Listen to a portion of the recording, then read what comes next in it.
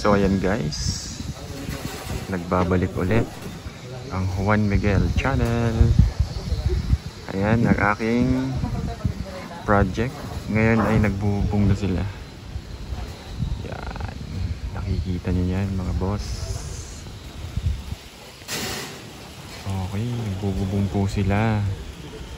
Ang ginamit po namin dito ay stainless na dulod or gutter.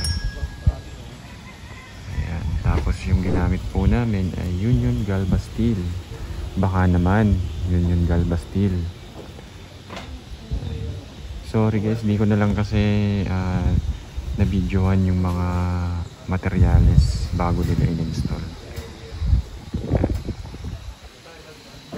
Yan, lalapitan natin.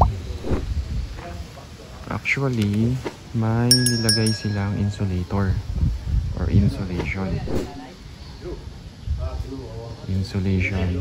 na double-sided at 10 mm ang kapal para kontra-init tayo mga boss.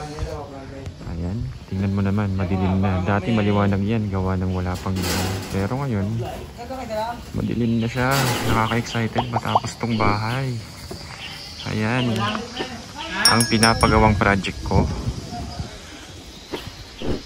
ang loft type bungalow house.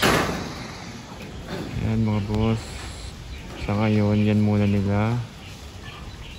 Dalawa na lang ang kakabit nila kasi doon sa kantong to ay may bubuhusan pa or tatanggalin yung mga forma ng poste. Ayan.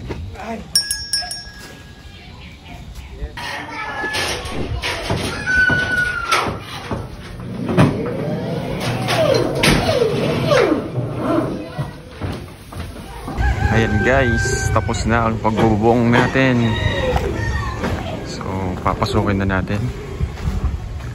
Titingnan natin kung maganda nga ang pagkabubong. Alright. Ayan, ang ganda boss.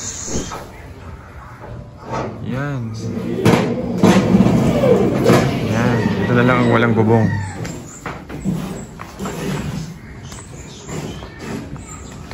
Walang bubong. Ayan, lalagyan nila ng bubong yan. Oh, ang ganda. Tapos naglagay sila ng hagdan para sa maintenance. Ayan ang hagdan. Okay, ang ganda ng pagkagawa. Very satisfied ako dito sa ginawa nila.